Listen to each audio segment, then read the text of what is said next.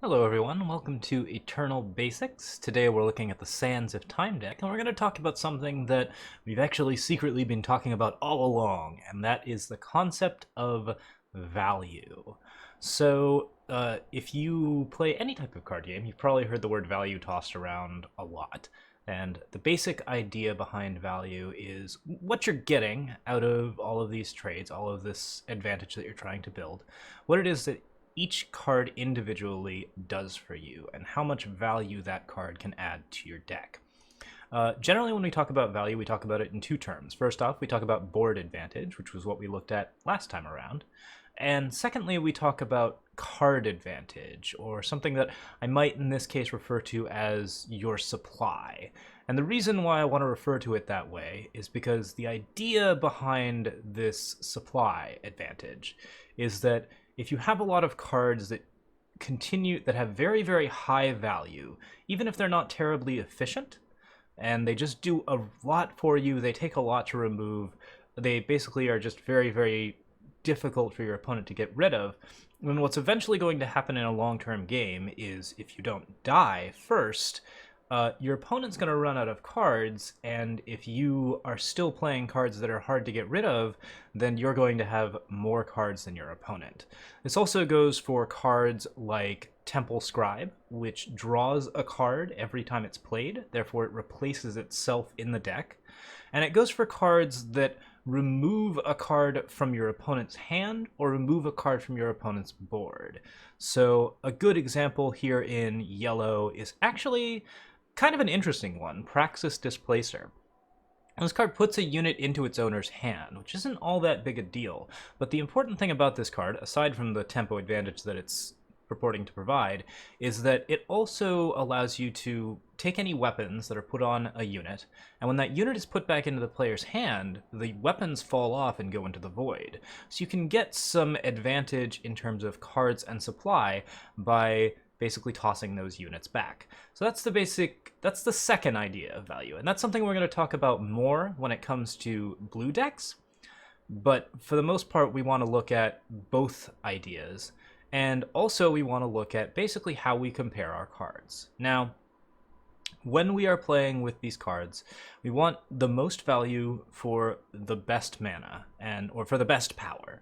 And so the way that we look at that is we check over cards and we compare them to other options in our decks. And that's something that we've already been doing. Like every time we've replaced cards in our decks, we've been trying to look at what cards are just better, or are strictly better, or fit our strategy better. But we want cards that are actually going to provide more bang for our buck on curve, which is to say anything that has the same cost but does more is always super important. Okay, so with that being said, time decks really have a strong focus on valuable cards, and there's a lot of like really, really well statted cards in time that tend to make them a very value focused faction. So it's pretty neat to look at these cards in particular when we talk about value, because time cards tend to be very, very efficient. They have very, very good stats for the cost that they generally run, and they're known in particular for a legend, which we won't be playing because it's a legend, called Sandstorm Titan, which is one of the best value cards in the game in terms of how many stats it offers for how much it costs. Sandstorm Titan has 2 abilities. It has 5 power and 6 defense, and all of that for just 4 cost. So that makes it a card that tends to be very, very efficient. When we compare that to Horned Vorlunk, which is the card that we currently have, we see that that's not really what the baseline is for a 4-drop. 4-drops are often a lot weaker than that. They have maybe 1 ability. Their stats are, a little closer to around a 4-4 or a 3-3, and at that point, they usually don't have a lot extra to offer on the table. So a card like that is significant value. On the flip side of the coin, time also has the worst value card in the game, which we're gonna be replacing first off. You can actually see that I have unowned cards in my deck because I disenchanted most of these. Here we are, Oasis Sanctuary. Okay, so this card doesn't actually exist in any set. You won't get it in booster packs. It's just in this deck to start. And Oasis Sanctuary reads 4 power, you gain 6 health. And it doesn't allow you to give that health to any other unit. It's just 6 health for you. Now, we've already talked about why life gain might be a bad idea. And this card specifically shows you why life gain is really not very good. All it does is add to your health total. It doesn't give you any advantage on the board, and it removes a card from your hand that you would otherwise be playing out onto the board at some point. So overall, if you play this card, the long game is not going to be yours, because eventually you're going to run out of cards faster than your opponent because he's playing permanent cards that do better things for you. Health gain in this fashion tends to be significant decrease in value, and it's also important to note that this card is actually what we call strictly worse. And a card that is strictly better or strictly worse tends to have so many disadvantages that it's actually worse than a card that is identical, and that card is Water of Life. So you can see right here, this card is Echo, you gain 3 health, which means that if you draw this card, you have 2 copies of it, and each one gains you 3 health. And you only have to pay 1 mana for each copy, so it's 2 power, draw 2 power, gain 6 health, which is half the cost of Oasis Sanctuary for the same card. The only possible disadvantage that you can get from Water of Life is something you're never going to see, which is Echo drawing you too many cards and forcing you to discard. And that's not going to happen with Water of Life because Water of Life was such a cheap card. So we already have a strictly better version of this card, and this card also still not all that good because once again, it doesn't provide any board advantage, it doesn't provide any card advantage. So that's the kind of card that we want to get rid of as soon as possible. That being said, this deck does have a mild health gain theme, and the reason for that is because it has a card called Hall of Lost Kings, which is one of the better value propositions in the game. The idea behind this card is that it offers you a significant risk for a potentially huge reward. Now, at its face, if you just play a 5/5 Sentinel with Hall of Lost Kings, you're not getting a lot of value out of this card. You get a decent exchange of what you would call supply or card advantage because you're creating a sizable body, but it costs you too much for what the card is offering. However, if you play 5/5 Sentinels, then you have 50 power worth of stats for 7 power for 50 stats in exchange for 7 power, and that's something that obviously we really want in a deck. So this card is really interesting. It's what we call a finisher. We don't usually want a lot of these cards in our deck, but we want enough that we can have it as a way to close out if the game goes long. And Hall of Lost Kings is a little unusual because if the game goes long, it might not actually be all that useful. You might be below 25 health. But we're going to play with it just because it's such an interesting value proposition. It's such an interesting theme for the deck, and we kind of want to explore how health gain cards can be good. That being said, there's one other card that we want to look at here. A health gain card that actually is somewhat good, Healer's Cloak. Now, Healer's Cloak is a 2/2 weapon, which is not very good stats, but it gives the effect on top of the stats, and it gives the effect immediately. And immediacy of effect is also something that we look for when we're looking at value cards, because these cards can be played, and they will offer the full value of the health gain, or whatever it is that you want, without having any way for your opponent to interrupt them. Your opponent can't counter or stop a weapon from being played, which means that Healer's Cloak will always give you the health that it says it will give you on the card, and it gains health equal to the health of the creature that you put it on. We have a lot of creatures with a lot of health, so this card is probably reasonable to play. Let's take out the Oasis Sanctuaries, we'll up the Healer's Cloaks, and we'll add one more Timekeeper, because this card is going to be our replacement Sandstorm Titan.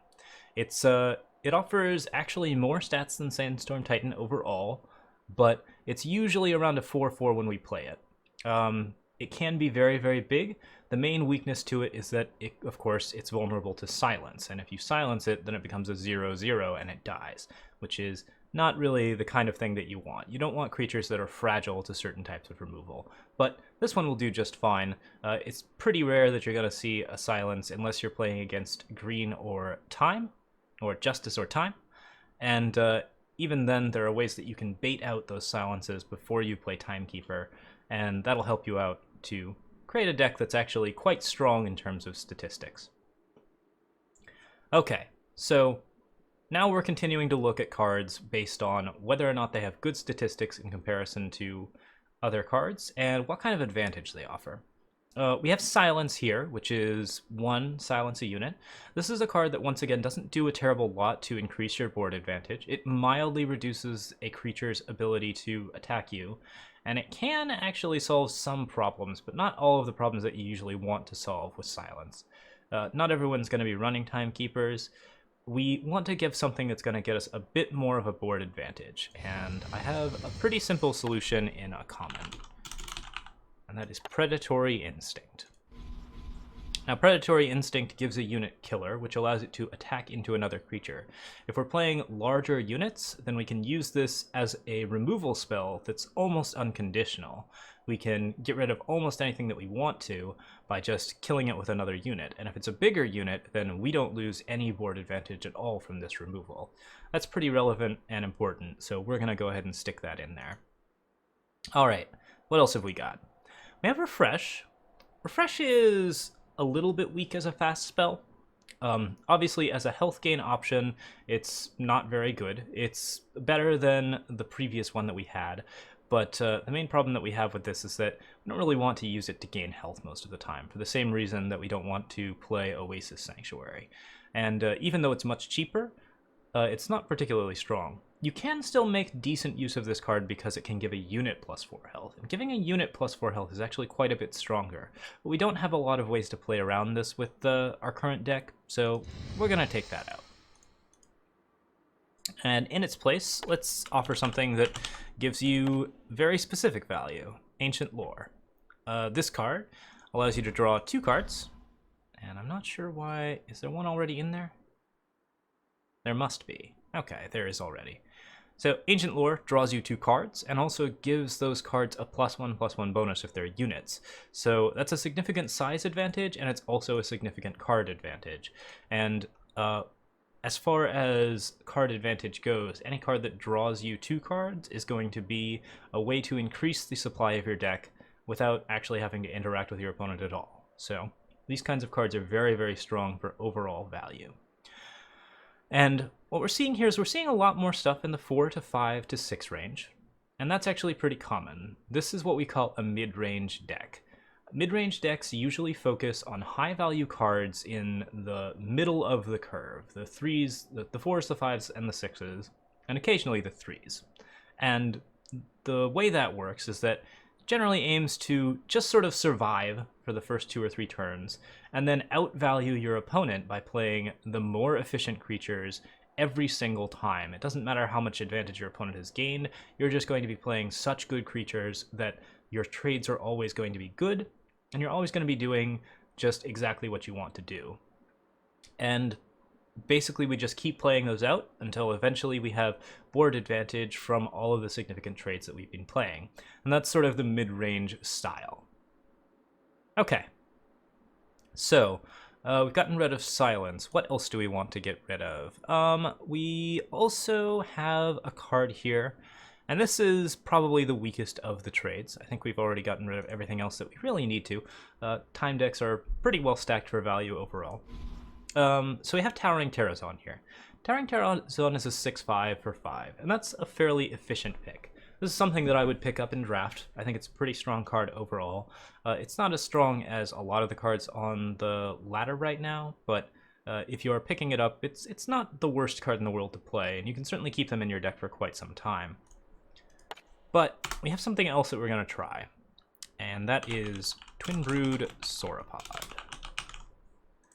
Twinbrood Sauropod is a 5/4 with Echo, which means that it essentially draws itself a copy when you play it.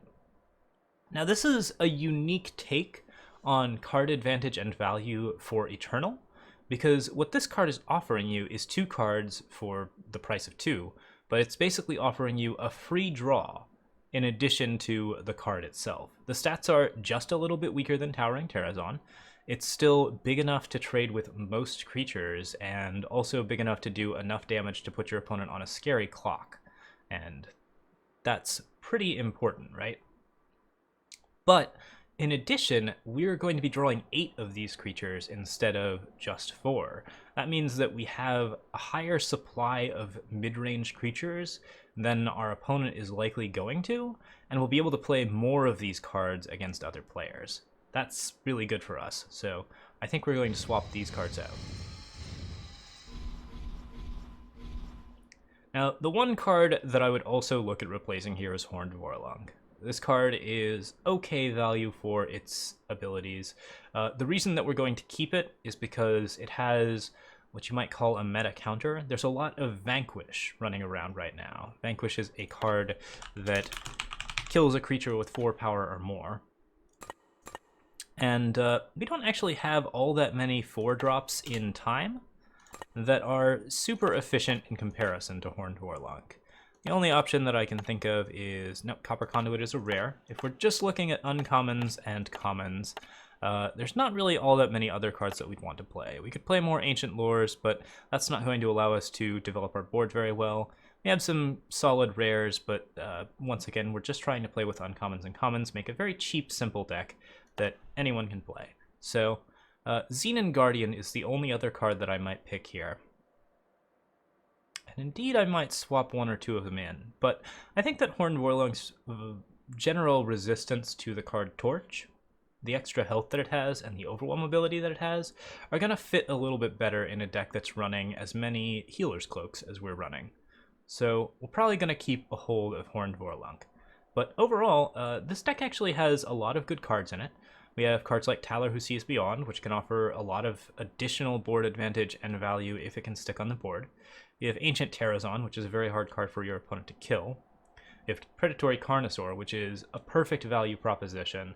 This card is a 6/6 that also gets rid of one of your opponent's cards, so the actual stats that it offers for its power are really relevant because it's removing some of your opponent's power from the board as well. We have Unlock Potential, which is a good way to get all of these like smaller creatures that are keeping us alive in the early game to become bigger and stronger in the late game, and that's pretty relevant too.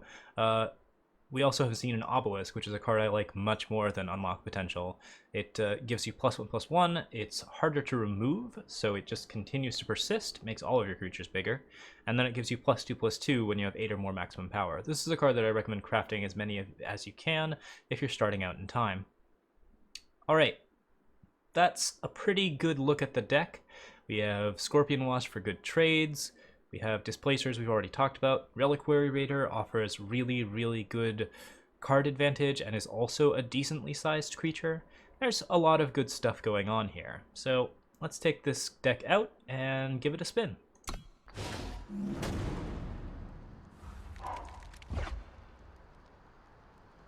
Okay, so looking at this hand, we have an interesting proposition here. Initiative of the Sands helps us get to our mid-range a little bit better, and Initiate is always a card that we want to see in our early hand, but overall I'm not too psyched by this. I think I want to throw it out. We do have is Bold Adventurer. We have 3 Healer's Cloaks, which is not ideal, but everything else about this hand looks okay. We just need to draw some power and get it rolling.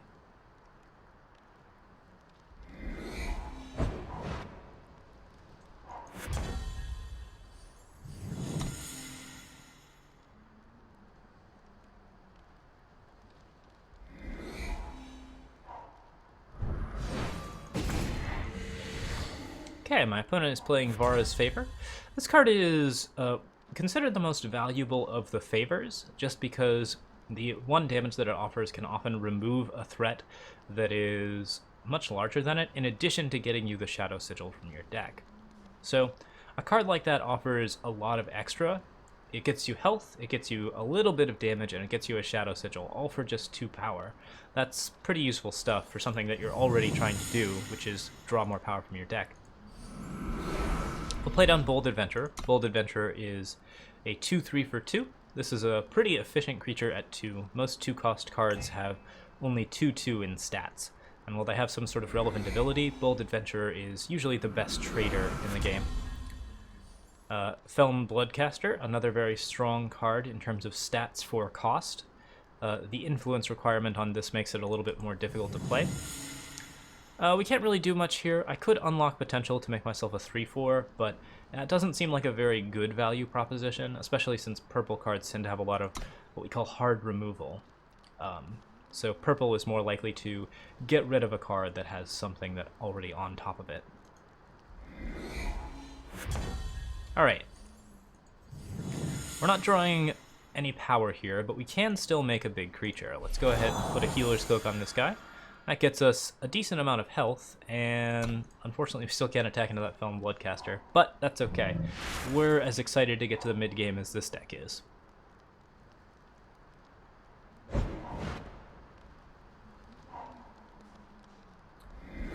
Now, in addition to the good stats, Felm Bloodcaster also gets pretty decent card advantage when it's played, because it allows you to pay 7 to draw a card from each player's deck.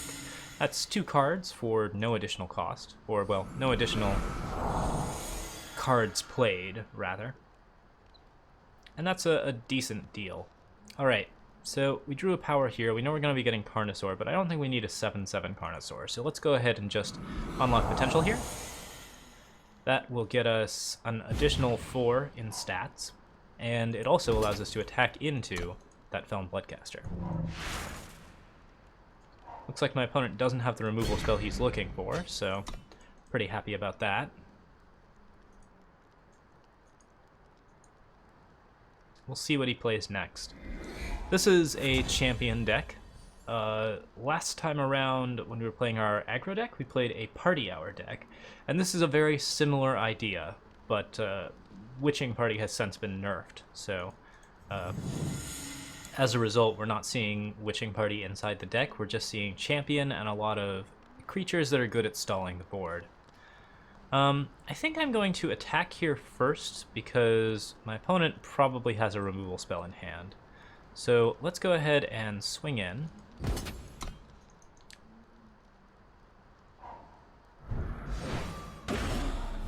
And that gets the removal spell out of my opponent's hand, which is important because I have more value that I want to play, right? I want to play Predatory Carnosaur here.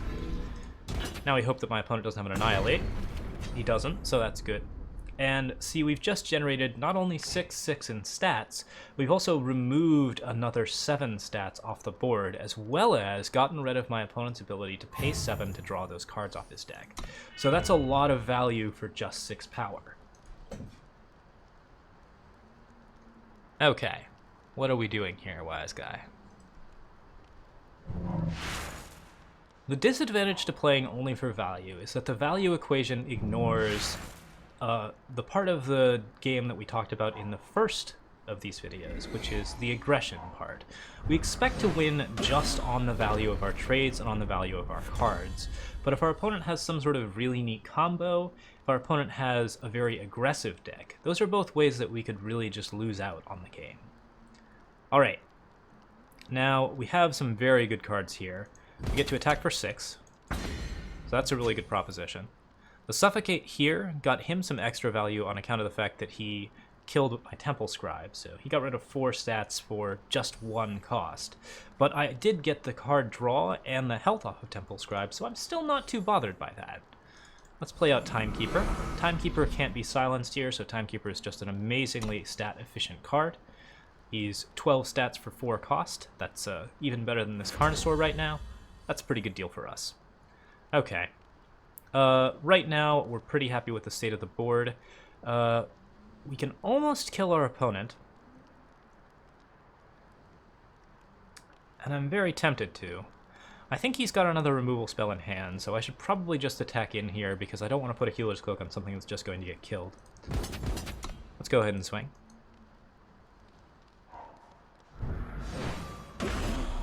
As suspected, another Death Strike does happen. No Annihilate, though. We get to play down our Timekeeper here. And in general, we always want to press board advantage before card advantage. Sometimes, if you think that you're not going to win with the cards that you're playing, you might want to draw and seek out something new. But right here, board advantage is more important. You want my opponent to use up all his removal spells, and then we just want to kill him. Alright. And my opponent just played the ultimate card advantage card, Channel the Tempest. That was not a card that we were expecting to see here, but it certainly is helpful for him. He gets to draw 3 cards, which is a solid deal. And we get to attack in. Play down another Timekeeper. And see, this is the strength of midrange. We're always playing down efficient threats. We haven't drawn any more power, which is making us a little bit sad, but overall, not too chuffed about that. Okay, more removal coming out here, and my opponent's gotten some significant card advantage now. I think Healer's Cloak is not going to help us too much here. I'd rather just attack in and force him to block. Umbran Reaper is going to give him a very good Entomb effect, but he does lose the card without killing my card, so the only thing that he gets out of his 5 power is the 5 health gained and the 5 health lost. And we've already talked about health gain not being all that important, because as long as we maintain board advantage, we'll be fine.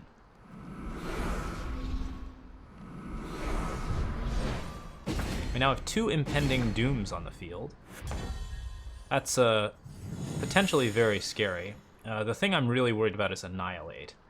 But right now, what I can offer is a double exchange of cards. And that's a risky proposition. I think I might want to stay put, but I'm a little bit worried about hard removal becoming too relevant.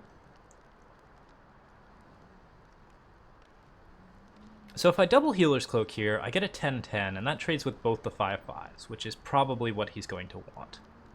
I think I might be better off unlocking potential this turn and not doing anything else. We're just going to stay put, see if he attacks in.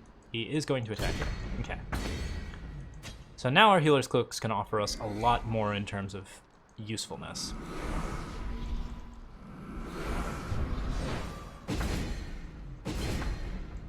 And his impending dooms, while providing him with an excellent amount of value, 10 stats for 4 cost, aren't going to prevent me from gaining so much health that he dies to his impending dooms.